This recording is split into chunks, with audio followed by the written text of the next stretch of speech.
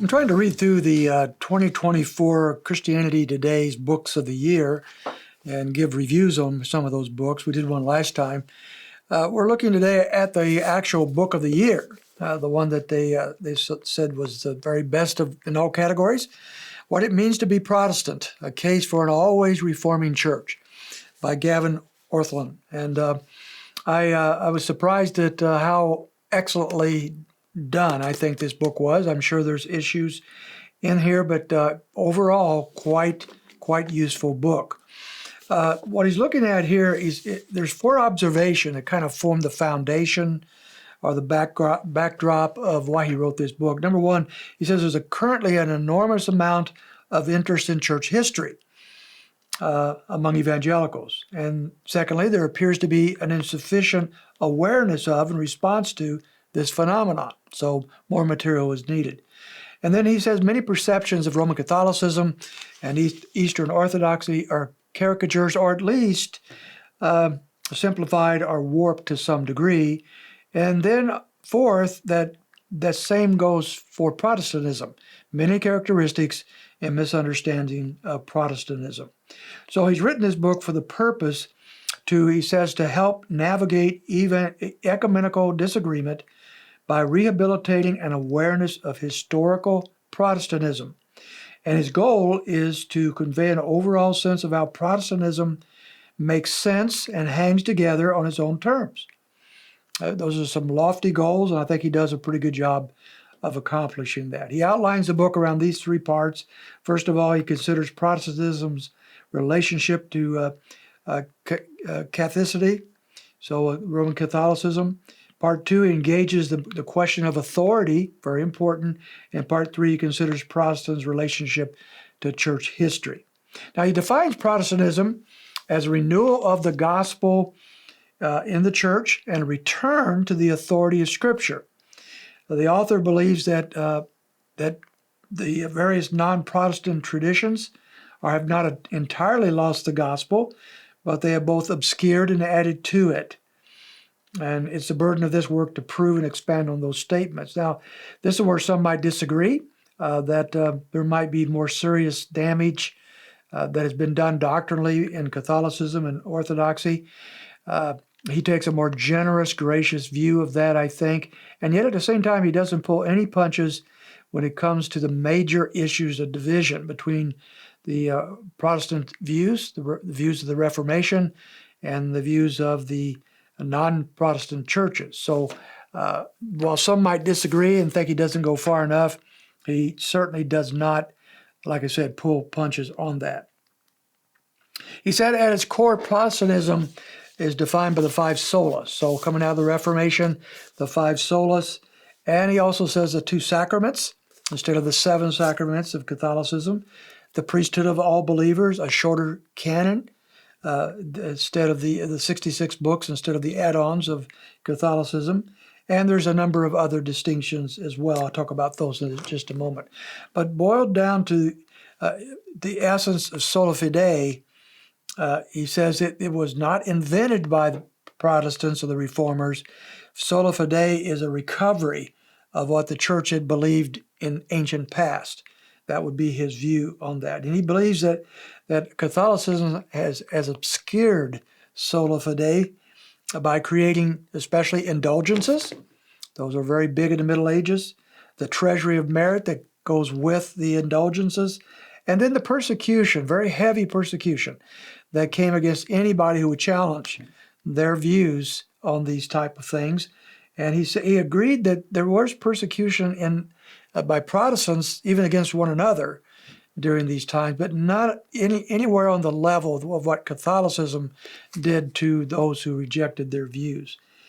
So he does believe that the Roman Catholicism, while it does hold to faith for salvation, has added works on top of that, and that Trent, the Council of Trent, solidified that officially, that faith works is necessary for salvation, and many anathemas has been pronounced by the Roman Catholics and the Orthodox, Eastern Orthodox faith traditions on those who do not agree with their views. Chapter 6 chapter 4 actually, I think, takes a very strong case for sola fide. Chapter 6 makes a case for sola scriptura, which goes to the issue of authority. Sola scriptura, he says, is essentially the claim that Scripture is the only authority standing over the church that is incapable of error. It doesn't mean there's not other authorities or other people we look to and can learn from, but the only infallible source is the Scriptures themselves. That is not what is held by non-Protestant groups. The author suggests 4 problems with extra biblical infallible authority of these other groups. And he also discussed the formation of the canon, which is often misunderstood or characterized by some. He talks about what traditions are, where they're important and where they're a problem. And he talks about the slow emergence of things such as the papacy. That doesn't go back to the scriptures. That doesn't go back to the patristics. It goes back, really, it's formed several centuries later, as well as apostolic succession was. And so these do not emerge from the Bible. They do not emerge from the early church fathers. These came centuries later.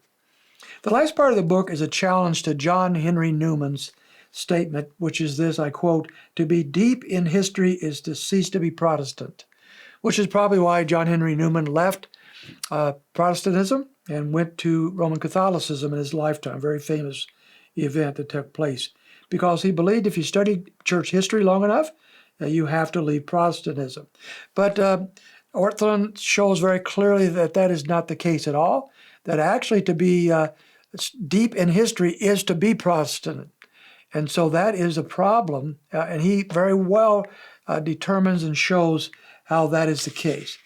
And he shows that a number of doctrines have been added on and obscured the truth that needed to be recovered during the Reformation and by Protestants. I'm going to read a list of some of those that he gives. These are all serious things that he challenges and shows that they do not have their basis in Scripture or even in the church fathers. There are things such as the 7 sacraments, that the Bishop of Rome was the universal and immediate jurisdictions over all the other churches, that Mary was bodily assumed to heaven, that kissing and bowing down to the icons is necessary, that transubstantiation is the mechanism of the real presence of the Eucharist, that the treasury of merit benefits Christians, that indulgences or masses for the deceased Christians could grant them reduced time in purgatory. Purgatory itself is an invention, that the Scripture needs not be translated into the vernacular languages of the laity, which Catholicism resisted translating the Scriptures into vernacular languages, and that the Lord's Supper need to be taken in both kinds, both the juice, the drink, and the bread, and many others as well. 2 major add-ons that he spends a great deal of time on towards the end of the book, giving a chapter to each, that he believes has really obscured the truth of Scripture and has taken Roman Catholicism in particular and Orthodoxy astray.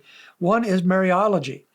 The whole doctrine of Mary, including the Assumption of Mary, the Immaculate Conception of Mary, her role as co-redemptress and matrix and advocate. These are all things that came along later under Roman Catholicism. They were not part of Scripture, and nobody even thought about these things for centuries. And then the other one is icon veneration, which he ultimately determines is idolatry, despite what is claimed by Roman Catholics and Orthodox believers, Orthodox Church. He thinks these were formed as far away as the 7th century, and yet those who claim that they will not, that this is idolatrous, are anathemized by the Roman Catholic and the Orthodox Church. So a lot of things he points out very clearly. The history is on our side as Protestants. Scripture is on our side. The early church fathers is on our side. That the reformers were not trying to do away with the church. They were trying to reform the church.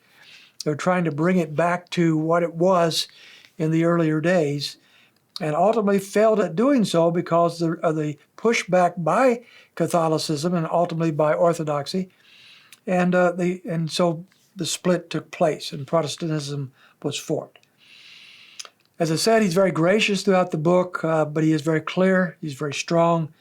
At the end of the book, in the conclusion, he gives 4 practical steps towards changing. If you want to move towards Protestantism but don't know quite how to do so, and so he gives those practical steps. So I find this book very helpful. Surprisingly, really, this is a book of the year for Christianity Today. Often the books that Christianity Today promotes are not the best, in my opinion, but this one deserves a read, and I think you'll gain a great deal from it. I learned quite a bit about church history in particular, especially about icons. Not been my specialty by any means, and so I learned a great deal about their formation and what is really believed about them, and then just the whole issues of that he brings out. So I think you would enjoy this book. I hope it's one that you will take time to read.